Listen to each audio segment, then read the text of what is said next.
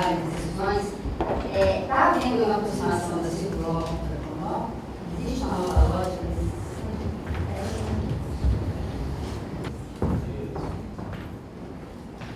desse? Eu quero começar agradecendo ao convite de estar aqui mais uma vez. Na verdade, essa é a 6ª vez que eu venho a Cabo Frio para conversar com os advogados.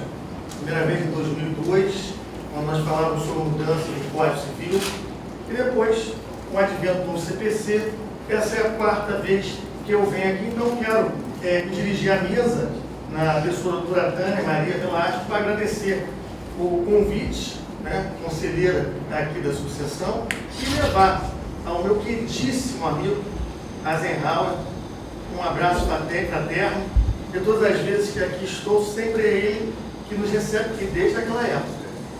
E cada vez eu vejo Cabo Frio crescendo e com mais advogados, estudantes, estagiários, e isso só serve, obviamente, para melhorar, vamos dizer assim, a vida em sociedade. E nós, todos nós, estamos no olho do furacão. Vejam que essa expressão não é minha, vou parafrasear Silvio Capanema de Souza, o nosso grande guru, quem sempre citamos nesses momentos de conversa. Por quê? Mudaram o Código Civil, fizeram mudanças antes no CPC de 73, alterando regras de recurso, execuções, e aí vivemos um verdadeiro constrengo, o CPC de 73 virou um Frankenstein. E aí a necessidade de mudança num CPC novo, com regras mais interessantes para a sociedade, vou usar essa expressão. Mas enquanto estamos nos acostumando com o novo CPC, já se fala em reforma do Código de Processo Penal. Então estamos no olho do furacão. As mudanças elas acontecem o tempo inteiro. Recentemente alteraram, querem ver? Quantos aqui são advogados? Por gentileza, levantem a mão. Então, ótimo, porque aí vocês todos estudaram o Estatuto Estrangeiro, não é verdade? Lembram? Estatuto Estrangeiro, visto permanente. Lembram disso? Visto de turista. Acabou. Não existe mais. O Estatuto do Estrangeiro foi revogado e agora, entre nós, há uma lei nova, que é a Lei de Migração. E o que era visto de turista virou visto de visita.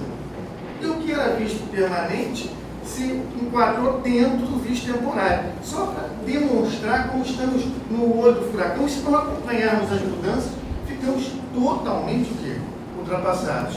E recentemente, uma mudança na lei de introdução às normas de direito brasileiro, que abril desse ano tinha 19 artigos e agora tem 30 artigos. Então, quem ainda não estava acostumado com 19 artigos da lei de introdução às normas de direito brasileiro, a LINDE, a ciência agora terá que estudar 30. Mas está na vacatio legis, ainda não entrou, já entrou, já foi sancionado, mas não entrou em vigor. Estamos na vacatio legis, são 180 dias. E no tema que ficou destinado para a nossa conversa, e olha que eu já tirei o relógio, eu estou atento, porque dizem que palestra boa é palestra curta. E se ela for curta, não precisa nem ser boa, porque todo mundo aplaude e aí a gente resolve o problema. Mas ficarei atento ao horário e ao tema proposto. Vamos lá. Desafios do processo civil contemporâneo na segunda instância. Realmente, quando a gente para olhar o novo CPC, você está filmando sem o microfone, está bem aí? Ou você prefere? Quer que eu aumento o volume? Qualquer coisa, se eu esquecer, você faz assim com a mão e eu aumento o volume, tá bom? Senão, agora que eu me lembro disso. Mas vejam só, quando eu olho para o CPC, direito brasileiro, civil law, mas o novo CPC está mostrando um flerte. Um flerte nosso com o common law. Mas é um flerte. E, coisa mais, Quando falamos de precedentes vinculantes, eu faço as minhas palavras do Nelson Nery, todos os senhores conhecem, um grande processualista. Ele disse que isso é uma jabuticaba brasileira. Né? Essa forma que nós temos, né, hoje, e que a jurisprudência, nós estamos falando em precedentes vinculantes, não existe no common law. Isso é algo criado por nós. Percebam, na verdade, o que a gente tem que olhar, examinar no código é a ideia de uniformização jurisprudencial. Isso sim é fantástico. Uniformizarmos decisões dos tribunais, para quê? Para tentarmos dar efetividade às decisões. O cidadão, ele quer o quê? Justiça rápida, célere, né? Ele quer uma tutela para proteger os seus direitos de forma rápida. E desde 88, vamos fazer em 30 anos, o acesso à justiça foi garantido. E não se garantiu ainda, professor, é a saída do judiciário. O acesso à garantia. Agora, eu ingresso num labirinto e quando irei sair, só Deus sabe. Eu às vezes fico até um pouco preocupado, porque eu tenho 26 anos de advocacia e alguns clientes meus estão morrendo. Agora não é mais substituição processual, é sucessão processual. Né? E lembro que eu já peguei processo também de advogado que faleceu. Eu falei, bem, olha como é que as coisas ficam diante da lentidão do judiciário. A gente fala do princípio da duração razoável do processo, essa discussão toda que vocês já conhecem, sabem, e, enfim, que merecem ser destacados, mas vamos ao tema. Vamos lá. Percebam, precedentes. Precedente é uma decisão judicial. Quando eu pego essa expressão, eu não encontro nenhuma novidade. Né? Agora, quando eu falo de precedente vinculante, aí começa a nossa conversa. Por quê? E já de cara uma novidade. Né? A gente já tem precedente vinculante no Brasil desde a década de 60. Decisões do Supremo Tribunal Federal no que diz respeito ao controle concentrado de constitucionalidade. O que fez o novo CPC, lá no artigo 927, foi sistematizar um rol de hipóteses de precedentes vinculantes. E aí, vou fazer a leitura, 927, para quem está anotando, é bom que dá tempo. Vamos lá. Os juízes e os tribunais observarão, primeiro, as decisões do Supremo Tribunal Federal em controle concentrado de constitucionalidade. Segundo, os enunciados de súmulas vinculantes, que são 36, acabava de examinar esse fragmento, que não é meu, será de um dos senhores, porque quem pediu que eu trouxesse foi o professor William Douglas. Eu sou do Conselho Editorial da Editora Intus, disse que vinha a Cabo Frio, e aí ele mandou um fraternal abraço e um mimo, um presente, tá? Que nós depois, de alguma forma, vamos aí sortear. E aqui encontramos 36 súmulas vinculantes do Supremo Tribunal Federal. Daqui a pouco eu volto a usar o Vadmecum, eu abri porque eu vou citar um artigo. E aí, mais, os acordos em incidente de assunção de competência ou de resolução de demandas repetitivas em julgamentos de recursos extraordinários e especiais repetitivos. Os enunciados das súmulas do Supremo Tribunal Federal em matéria constitucional e do Superior Tribunal de Justiça em matéria constitucional. A orientação do plenário ou do órgão especial a quais estiverem vinculados. Então, temos aqui um rol no 927. Alguém diria assim para mim, viu? Mas, em princípio, as decisões do tribunal sempre vincularam o juízo inferior, a jurisdição inferior. É verdade. Se, por exemplo, o magistrado concede uma tutela antecipada. Há um agravo.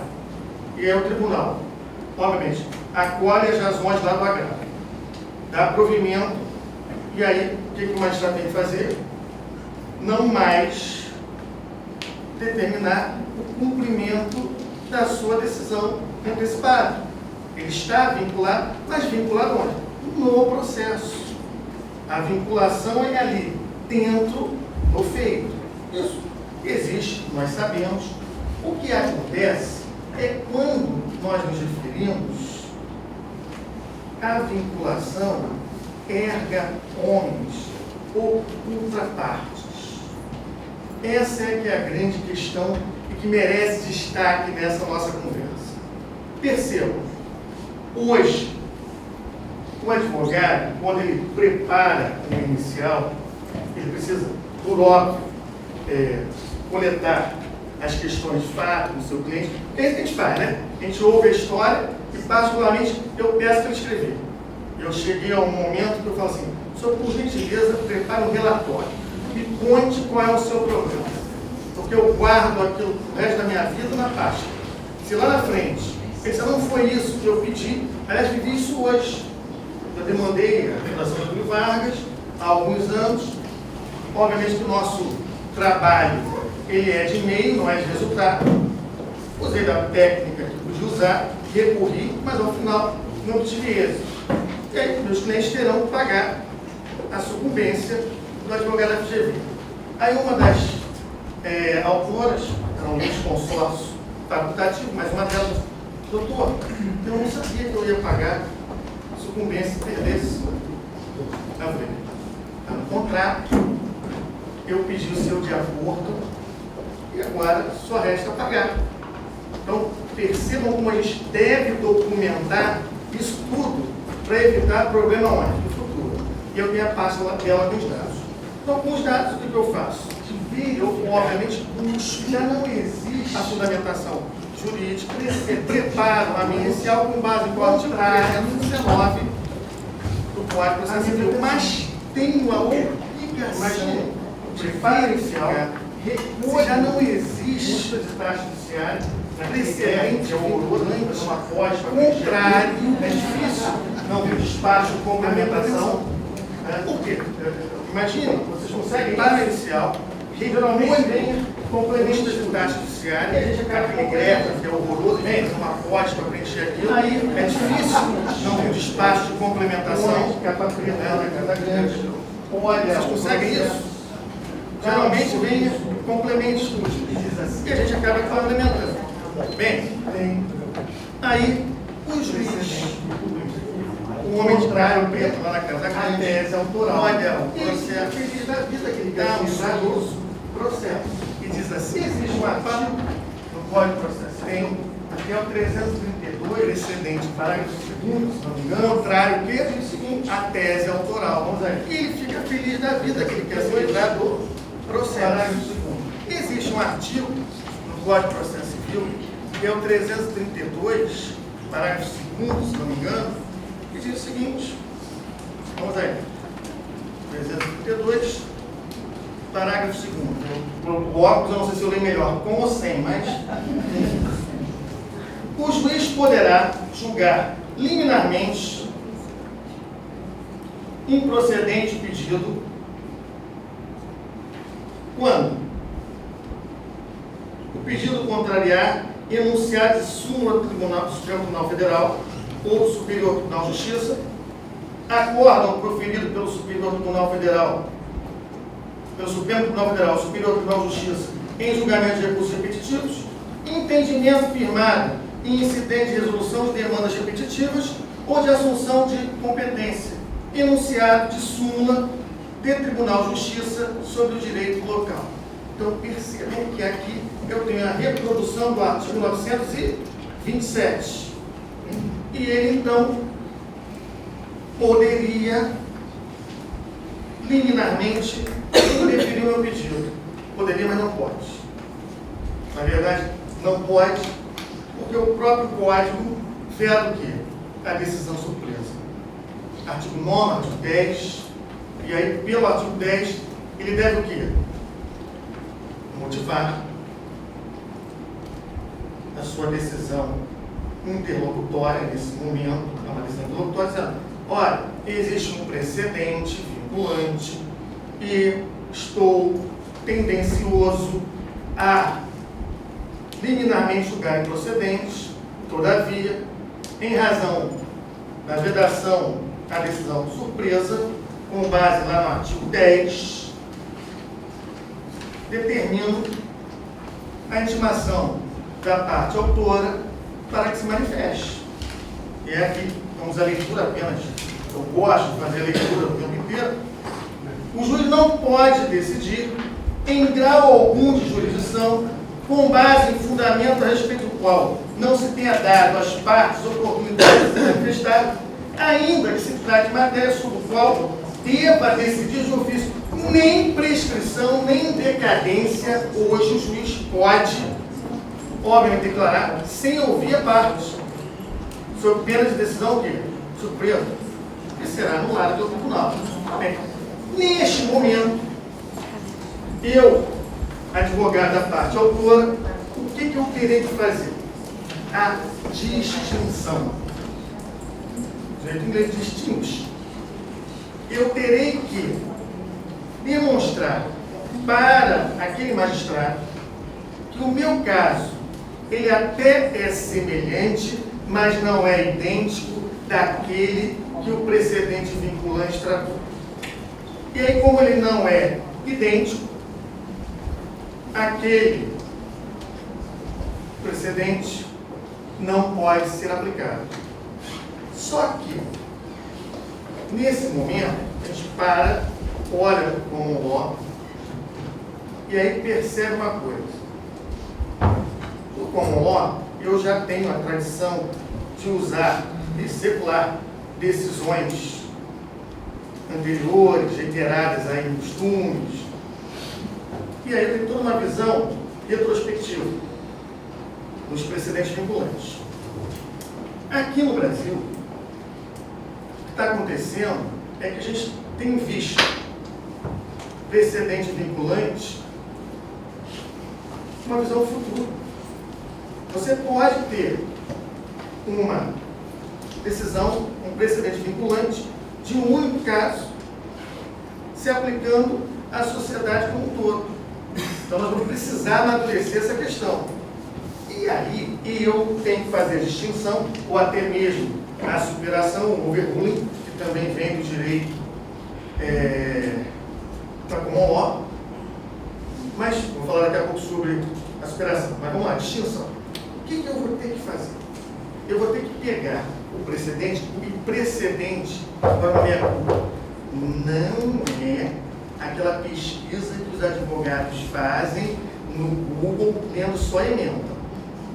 Pessoal, agora você pega o assunto, vamos lá, só tem advogado aqui, você joga lá o tema, já vai logo, como é que é? Luz Brasil, não é? E aí já vem só emenda, né? Aí você vê logo assim uns 10, você seleciona aquilo tudo conforme os precedentes e você quer que o magistrado efetivamente, com base naquela emenda, ampare o quê? A sua pretensão. Não é assim que a gente faz o estudo jurisprudencial e não é dessa maneira que eu vou fazer a distinção. Na verdade, o que eu tenho que fazer? Abrir o inteiro teor da decisão, principalmente da decisão vinculante, daquela que o magistrado já está dizendo lá que quer usar para julgar o quê? Liminarmente improcedente a minha demanda, e aí vou verificar o relatório para ver as questões fáticas, vou olhar os fundamentos para ver a questão de direito, vou observar a parte dispositiva, e nesse momento, de forma bem cautelosa, eu vou procurar o quê? O núcleo. O núcleo que levou aquele precedente se tornar vinculante. Esse núcleo é o que nós chamamos de ratio decidente. É isso que vai tornar aquele caso que eu chamo de precedente vinculante um obstáculo para a minha pretensão. Então, eu preciso pegar o acordo, e essa é uma questão de raciocínio lógico, de argumentação jurídica e buscar a ratio precedente. Por quê? Quando eu olho para qualquer julgado, eu tenho um núcleo e eu tenho toda a parte periférica.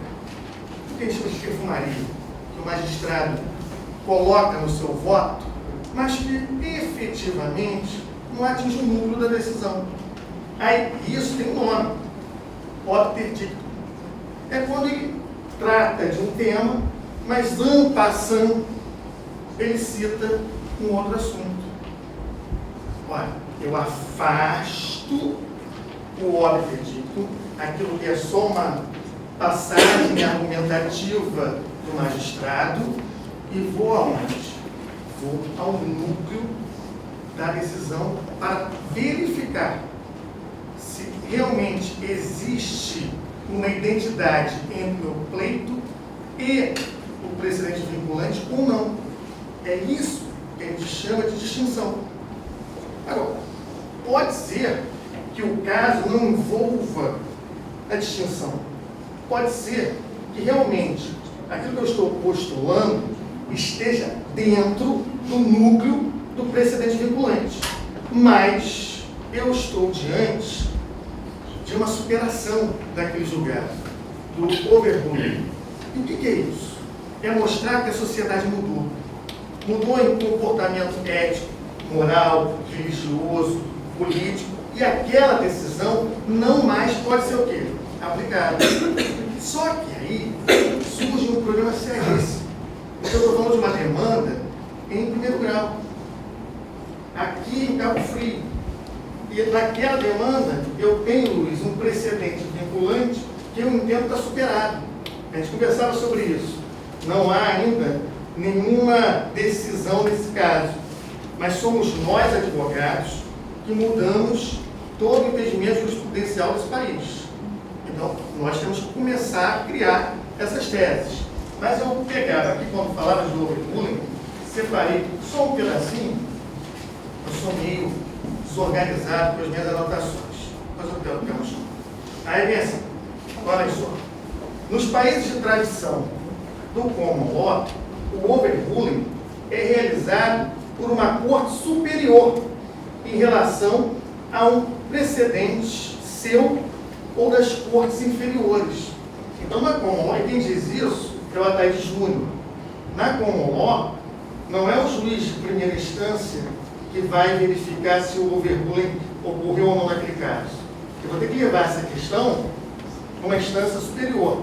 Aqui no Brasil, a gente não tem nada ainda sedimentado jurisprudencialmente. O que a gente vai fazer? A gente vai falar de overruling em primeira instância. E perceba que eu converso com vocês e olho o tempo todo para o Luiz Vestilato, porque, para mim, ele é uma das referências de CPC no Brasil. É um dos caras que mais conhecem o processo civil. Não é à toa que ele, além de ser meu amigo de longa data, somos compadres, é o meu subprocurador-geral. É só uma inversão de valores. Eu sou o procurador-geral de São Gonçalo, ele é o subprocurador, mas poderia ser o contrário. Então, eu olho, porque ele está certo, ele faz assim, ó, está na hora de parar, quando ele pode seguir. Aí eu olho, aí ele faz o... Mas, enfim, voltando aqui. Falava da ratio precedente e falava da questão periférica que pode estar no julgado. Como eu identifico isso? Eu separei uma decisão apenas para que a gente possa bem compreender essa questão. Qual é o tema? Consumidor. Qual é o artigo? 53, envolvendo a aplicação ou não do Código de Defesa do Consumidor a contratos assinados antes da sua entrada em vigor. Vou fazer a leitura que vocês vão compreender, nesse caso, o que é ratio precedente e o que é, obviamente, questão periférica que deve ser afastada. Vou fazer a leitura rápida. O artigo 53 do Código de Defesa do Consumidor impede que nos contratos de compra e venda de imóveis seja estabelecida a perda total das prestações em benefício do credor, caso haja inadimplemento do adquirente. No contrato celebrado em 1998, depois da entrada em vigor do CDC, houve inadimplemento por parte do compromissário comprador. A construtora pleiteia em juízo a resolução do contrato e a perda das prestações que o adquirente moroso desembolsou até então. Questão relevante no caso de júdice é saber se o Código do Consumidor incide nos contratos celebrados antes do seu advento. Vejam, essa é a questão que nuclear. Aqui eu estou diante da raça o quê? Decidente. Vamos em frente. E vai além, frisando que, mesmo que se entendesse inaplicável o Código de Defesa do Consumidor face à anterioridade do compromisso, as perdas das prestações teriam natureza penal compensatória, havendo lugar para redução a que alude o artigo 924 do Código Civil, reduzir a penalidade. Aqui ele falou en passant no artigo 924. Então percebam, qual é o núcleo? O núcleo é saber se eu aplico o CDC em contratos anteriores à sua o quê? Exigência. E, tratando o tema que sim, foi além. En passant, ele veio e disse, mas ainda que não se aplicasse, olha, tem o artigo 924. Pronto. Solução.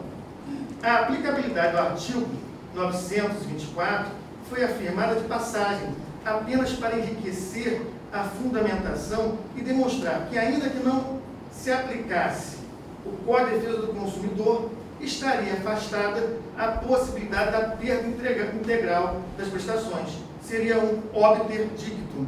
E aí vejam que o obter dictum é no singular, se eu falar no plural, é obter dicta, né? Mas obter dicta, portanto. Então, esse é um exemplo, mas há todo um raciocínio lógico para encontrar o núcleo. E aí, naquele momento da distinção, o que eu tenho que fazer? Olha, o núcleo é esse. E olhando para o núcleo, eu afirmo a Vossa Excelência, por tais e tais motivos, que o precedente vinculante, suposto precedente vinculante, não se aplica à minha pretensão na exordial. Feito isso, o processo volta ao magistrado, e o que ele pode fazer? Julgar improcedente liminarmente a demanda, não convencido na distinção que eu fiz, ou simplesmente acolho os fundamentos do nobre advogado da parte autora e determino o prosseguimento feito com a citação de quem? Do réu. Mas pensemos o seguinte, que ele, magistrado, não acolheu a minha tese, a distinção que eu fiz, sentenciou julgando improcedente liminarmente a causa, os pedidos formulados na inicial. Bem, ele há, obviamente, de respeitar o artigo 489 do Código de Processo Civil, em especial o parágrafo 2º, que diz, traça para nós, graças a Deus esse artigo é fantástico, é aquilo que se considera não fundamentação, ou seja, o magistrado ele tem que fundamentar seguindo exatamente a regrinha esculpida. E aí eu abro o 489 para leitura e acho que merece destaque aqui. Vamos lá. 489. Parágrafo 1º. Não se considera fundamentada qualquer decisão judicial, seja ela interlocutória, sentença ou acórdão, que se limitar a invocar precedente ou enunciado de súmula sem identificar seus fundamentos determinantes. Fundamentos determinantes, presta declaração, fundamentos determinantes é sinônimo de ratio decidente. Então, ele, magistrado, vai ter que fundamentar apontando ali, no entender dele qual o núcleo, e dizendo a semelhança, a identidade, e por tal motivo eu estou julgando improcedente liminarmente a demanda. Se ele não faz isso, estamos diante de uma hipótese de embargo, claro, apelação, mas previamente embargo de declaração. Com previsão expressa para esta hipótese no 1022 do Código de Processo Civil. Quando eu abro o 1022, tem um parágrafo, se não me engano, parágrafo 2º, que diz o seguinte: cabe embargo de declaração contra qualquer decisão judicial. Para esclarecer, aliás, me permitam fazer uma parte aqui. Quando fizermos embargos de declaração, hoje mesmo eu fiz um antes de sair, se eu estou diante de uma obscuridade, eu vou pedir para que se esclareça a obscuridade. Se eu estou diante de uma contradição, eu vou pedir para que se elimine a contradição. Vamos usar o verbo vinculado à hipótese, porque a lei estabelece um verbo para cada situação. Se eu estou diante de uma omissão, eu vou pedir para ele suprir a omissão. E se eu tenho um erro material, qual é o pedido? Que ele corrija o erro material. Então, usar o verbo para a hipótese que fundamenta, e se eu tiver várias hipóteses, obviamente que eu adequo para as hipóteses que fundamentam os meus embargos. Agora, percebam, o parágrafo único é o que nos interessa nesse instante. Considera-se omissa a decisão que incorra em qualquer das condutas descritas no artigo 489, parágrafo 1º. Se ele menciona apenas na decisão que julgou improcedente liminarmente por causa do precedente vinculante, súmula 13 do Supremo Tribunal Federal, sem entrar na ratio decidente, ele vai ter que suprir, sob pena de nulidade. Teoria dos motivos determinantes, artigo 93, inciso 11, que já está na Constituição há 30 anos. O que nós fizemos no CPC foi apenas dar um norte a essa teoria, que o professor Najib Slaib Filho já tratava na década de 90, no livrinho dele, Anotações à Constituição de 88. Aí, me permitam pegar uma situação, um caso, que nós até vivemos lá em São Gonçalo, muito polêmico, e eu gosto de citar São Gonçalo como exemplo, porque fui nascido, criado em São Gonçalo, por isso tenho laços fraternais de cidade, mas também porque é o segundo maior município do país, do estado, e o 16º maior município do país. Tudo lá é complexo. Tudo, absolutamente tudo. E aí, vejam, precedente vinculante, súmula 13, Supremo Tribunal Federal. A nomeação de cônjuge, companheiro ou parente em linha reta, colateral ou por afinidade, até o 3º grau, inclusive da autoridade nomeante, ou de servidor da mesma pessoa jurídica, investido em cargos de direção, chefia ou assessoramento, para o exercício de cargo em comissão ou de confiança, ou ainda de função gratificada na administração pública direta ou indireta, em qualquer dos poderes da União, dos Estados, do Distrito Federal ou do município, compreendido o ajuste mediante designações recíprocas, viola a Constituição Federal. É o que nós chamamos de nepotismo. Pois bem, o prefeito de São Gonçalo nomeou como secretário de governo o seu genro. Uma ação popular foi proposta. E aí, invocava-se nessa ação essa súmula. precedente. Esse precedente tem que vincular a decisão de quem? Do magistrado. Mas aí, e aliás, me permitam fazer aqui um embargo de declaração para citar, por omissão mesmo, é o meu querido Paulo Marconi, que sentou ali na plateia, mas tem assento também aqui conosco, que foi presidente da OAB de São Pedro da Aldeia, professor aqui da Universidade de Liga de Almeida. E lembrei, Paulo, desculpe não ter comentado, citado a sua presença, mas foi o Euclides Miranda, juiz da comarca de São Gonçalo, que sabiamente não concedeu o quê? A liminar. Olha, aí invoca o cidadão numa ação popular o precedente, né? Precedente vinculante, súmula 13 do Supremo Tribunal Federal. E o que faz o juiz? Determina que seja ouvida a parte contrária, o município e também o secretário geral do prefeito. O que fizemos? Um arrazoado exatamente usando essa temática para a palestra. A distinção, distingue. Fomos a rácio presidente.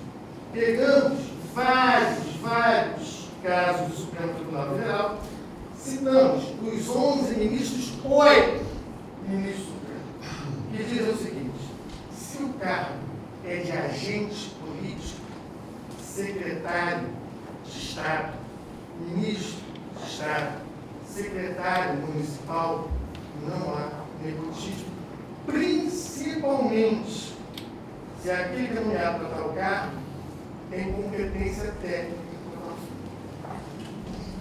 E aí o que fez o magistrado, diante dessa argumentação, indeferiu o pedido liminar, mandou ouvir o Ministério Público, que já tem 1 ano e meio de governo, ele vai acabar a gestão e essa demanda não está sendo finalizada, mesmo com um suposto precedente vinculante, mas onde nós fizemos exatamente o dever de casa. Olha só, tem uma série de questões periféricas, né, que não estão vinculadas ao mundo, e a liminar não foi concedida.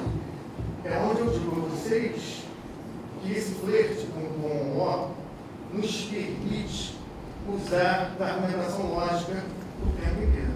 Ah, vamos engessar as decisões. Não. Porque nós, advogados, queremos usar da criatividade, da argumentação jurídica, para fazer a distinção da forma como eu expliquei, ou até mesmo a superação com o orgulho. É disso que eu ia tratar desse assunto, dando um exemplo. 1956, 15 minutos. 1956, Estados Unidos, segregação racial, vocês sabem da história.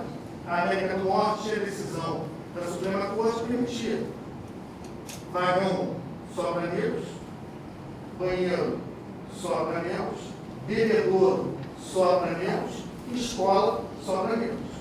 Só que a sociedade americana mudou. A sociedade americana evoluiu e alterou os seus princípios éticos, morais, religiosos, políticos em relação a esse tema. E o que faz em 1956? Houve superação de um precedente vinculante da Corte Suprema daquele país e uma mudança, não de um país, mas uma mudança que teve respaldo e reflexo em toda a sociedade ocidental, que foi dar a igualdade aos negros e considerar, sim, a discriminação um crime. Então, percebam que não é mudar porque, fiz errado, agora eu vou mudar. Não. O overruling requer o quê? Demonstração de uma mudança comportamental da sociedade. Só que lá quem faz isso? Só a corte. Explicou como liga. Aqui nós não temos isso definido, sabe? Eu não sei. Só o tempo irá apaziguar essa angústia, né, em relação à superação ao overruling. Mas volto a dizer, temos que fazer isso desde a primeira instância. Mas me permita Fiz o embargo de declaração, e aí o que aconteceu? O juiz disse que não tem contradição nenhuma, que a sentença foi dada, ele julgou com base no convencimento, né? Que justiça é loteria, cada juiz tem a sua cabeça, o senador falou, né? Barriga de mulher grávida, patas de cavalo, bundas de neném e cabelo de juiz, vinha qualquer coisa, vinha, não tem mais. Porque os precedentes vinculantes servem exatamente para acabar com a loteria do judiciário. Aí ele vai nos embargos, não muda nada, a apelação. O sistema está fechado para se proteger exatamente dos precedentes vinculantes e se buscar celeridade. Sabe por quê? 932 do Código de Processo Civil diz: poderá o relator, o desembargador, de forma monocrática, negar seguimento ao recurso ou dar monocraticamente provimento ao recurso se estiver fundamentado em quê? Em súmula vinculante. Então, eu tenho como dar o quê? Celeridade. E vou além. Eu tento através de recursos, mas eu ainda possuo uma ação esculpida no artigo 988, se não me engano, que é a reclamação. A reclamação pode ser usada por nós, 988, caberá a reclamação da parte interessada ou do Ministério Público para, e aí vem as hipóteses, garantir a observância de decisão do Supremo Tribunal Federal em controle concentrado de constitucionalidade, e as demais hipóteses, garantir a observância de enunciado súmula vinculante de precedentes proferidos em julgamentos de casos repetitivos ou incidente da assunção de competência. Qual é o prazo que eu tenho para propor esta ação? É o prazo do recurso. 15 dias, por exemplo, em sede de juizado. Posso fazer só uma parte? Eu preciso falar sobre isso. Reclamação. Tem tudo a ver, mas olha só. Os advogados não estão usando o Instituto da Reclamação em sede de juizado contra a decisão de turma recursal que nega direito a dano moral com a teoria do mero argumento.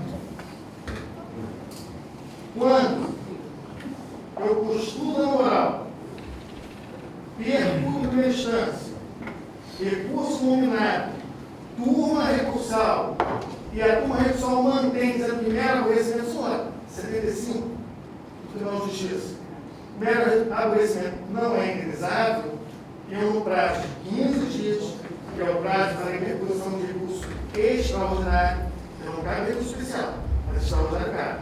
Nesse caso, eu posso ingressar com uma reclamação do trabalho. Uma reclamação, pessoal, de propósito, só para tirar uma cagada. Uma reclamação no Tribunal de Justiça, com base na resolução número 9 de 2016 do STJ, invocando o quê? A teoria do desvio econômico produtivo do consumidor, que tem precedentes, 4 precedentes, no STJ. Não precisa, na hipótese, ser precedente vinculante. Porque a resolução, ao final, a resolução do STJ diz que eu posso entrar com essa reclamação contra a decisão de turma recursal se eu tiver precedente no STJ. Ele não fala de precedente vinculante. Existem 4. 1, 2, 3, 4 precedentes do STJ. Um deles, do ministro Belize, que foi desembargador do Tribunal de Justiça do Rio de Janeiro, dizendo que se o consumidor perdeu o seu tempo na fila do banco, porque o serviço foi mal prestado, ligando para a Sky, que pagou e não tem sinal, ligando para a Claro, que pagou e o celular não está funcionando. Isso tem que ser reparado, isso é dano moral. E os advogados não ingressam com a reclamação que está aqui no 988, que cabe para essa situação e cabe também, sempre que violarem um precedente vinculante. Muito bem.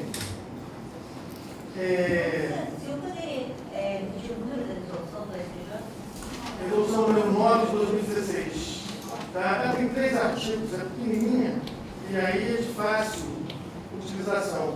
No outro dia me pediram para que eu fosse à ENERG, em nome do presidente de Santa Cruz, para dar uma aula magna na abertura de um curso para 50 magistrados. Exatamente para a ENERG. E falar para os magistrados que estavam no curso de aperfeiçoamento para as recursais sobre a visão da advocacia em relação aos juizados. Exatamente sobre isso. Eles falam, se os senhores vão dar entendimento de reclamação. E de alguma forma, nós vamos ter uma uniformização jurisprudencial. Essa uniformização jurisprudencial é o flerte que a gente está tendo com o common law, mas não somos common law. Resolução dos 3. Resolução 3. É 3? 19, não, 3. Então eu errei de propósito, porque alguém fosse significar. Então significa que chamou a atenção, causou curiosidade. É a resolução número 3 de 2016, em relação ao artigo 1º, que apresenta para os senhores essa situação. Então, eu, para ser atento ao tempo que possuo, termino a nossa conversa dizendo o seguinte: encontros como esses são fundamentais para que a advocacia cada vez mais ocupe o seu espaço na sociedade. Eu disse que fui à ENERG, pensei em como falar para eles, também falar sobre direito. E eu comecei dizendo algo que eu acredito, creio veementemente. Eu disse que de todos os poderes da República, é o poder judiciário que é a sociedade mais confia.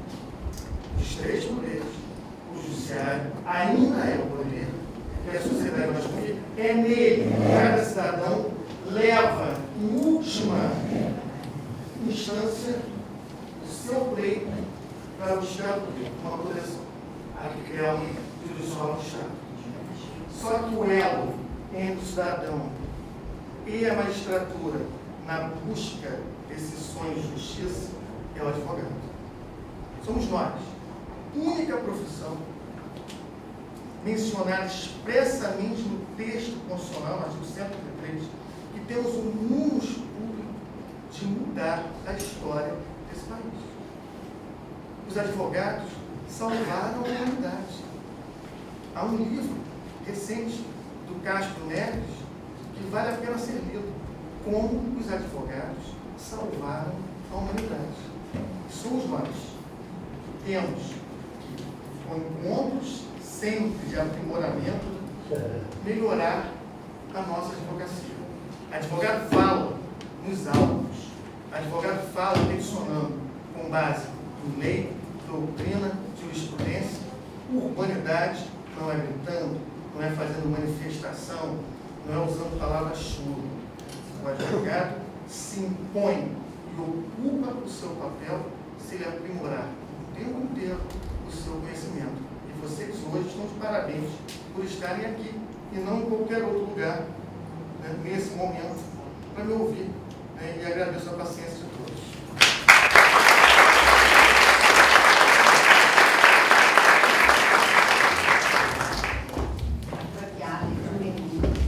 Essa é a pior parte, porque a palestra está no roteiro, a pergunta você não sabe o que vem, né?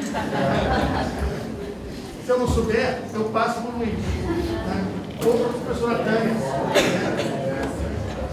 Pois não, tudo bem? Prazer revê-la.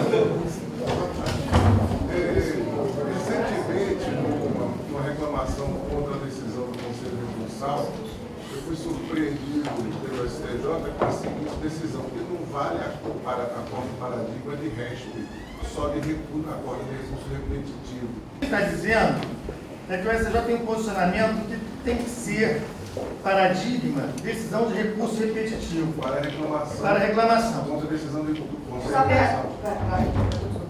É verdade.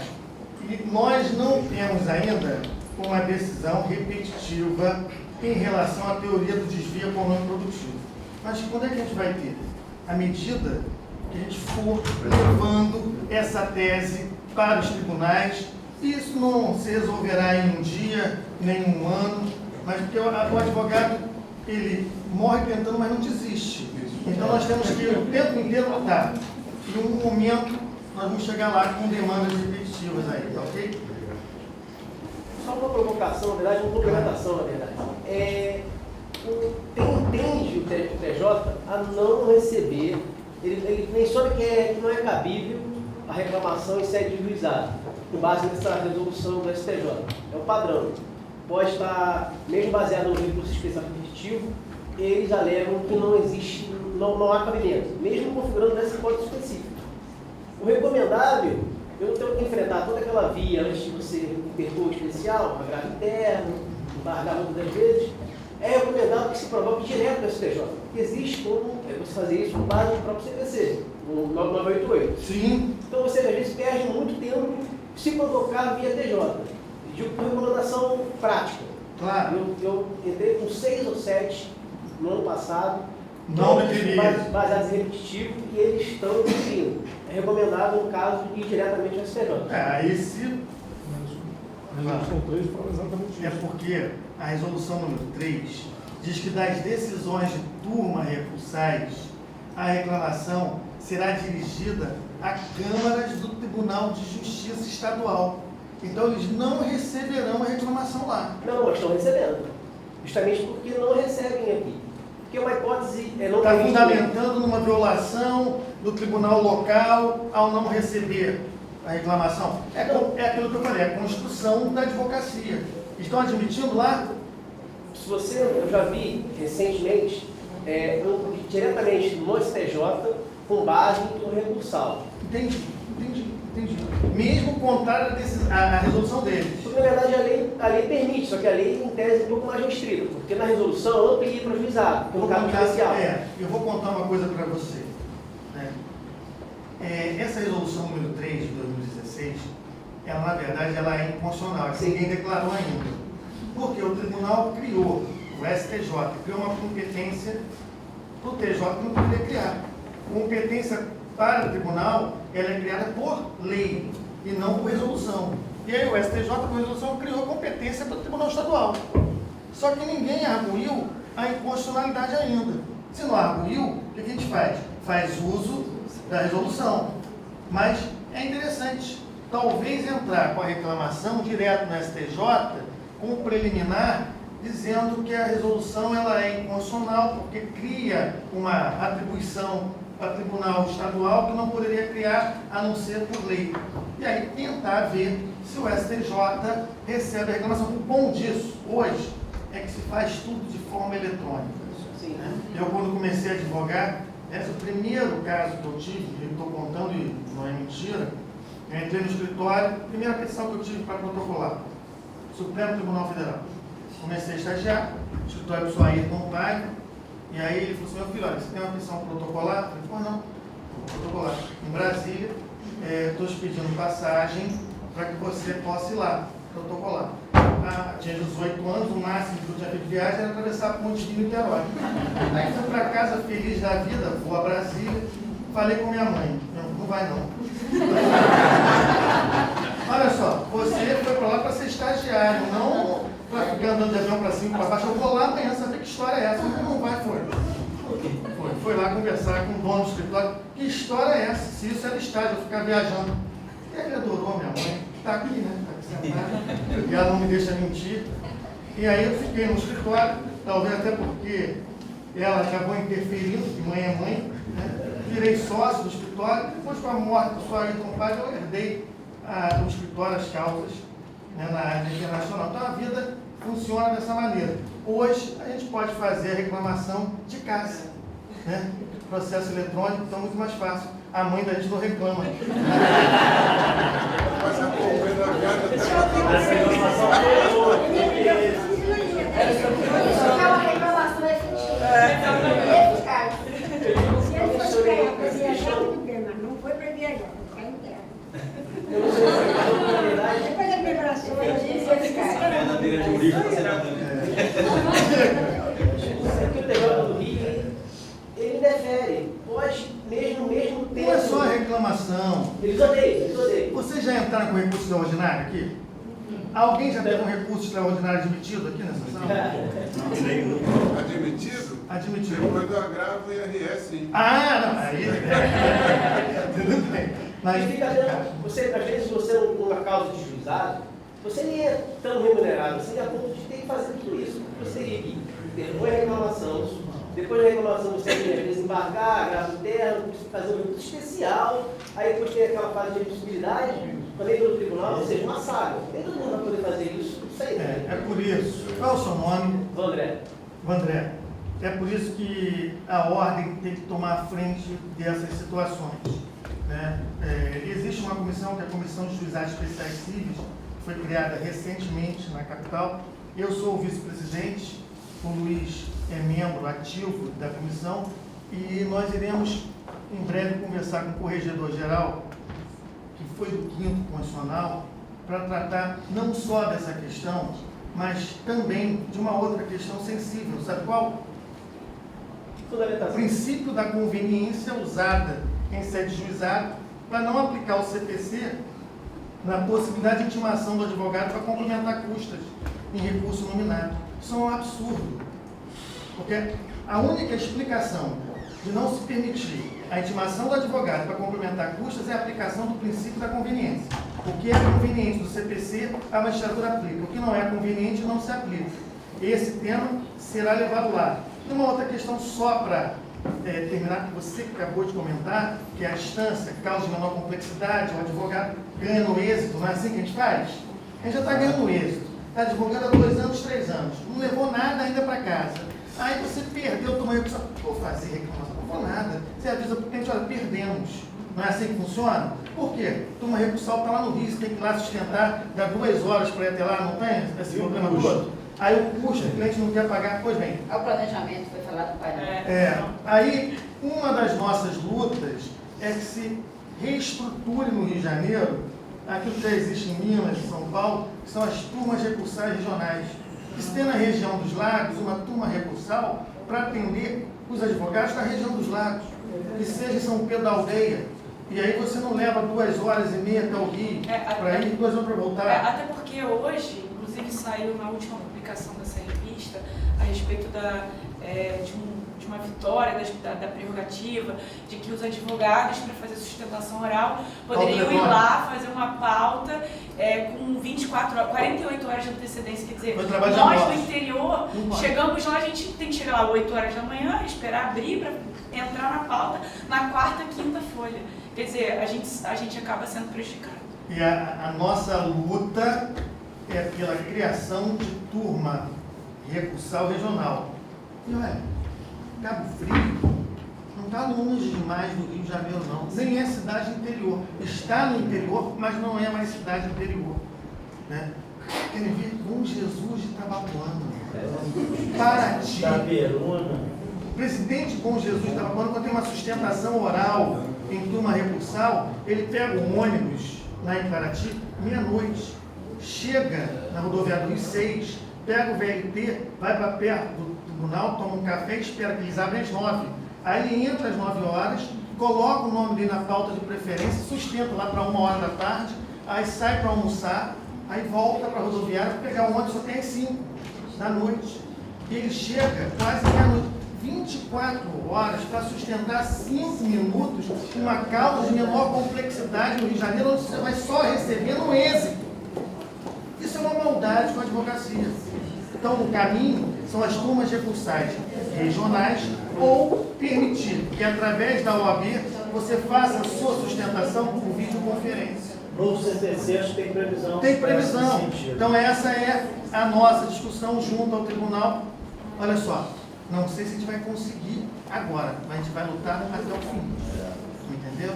Pois não, Um elogio até para a ministra Nancy Rodrigues, no caso, porque ela acolheu o pedido de entrevista, vamos dizer assim, do espaço do memorial, pelo Skype. Não precisa ir a Brasília. Olha, mas é isso. Não, assim, pelo Skype, daí todo mundo né? Usar os meios mais céleres para prestar a jurisdição do Estado.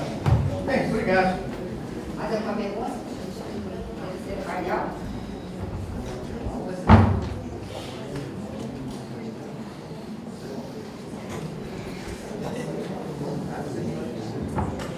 Vamos direto? Bom, tem seu painel aqui, vai ser uma questão. Tá? Ele vai falar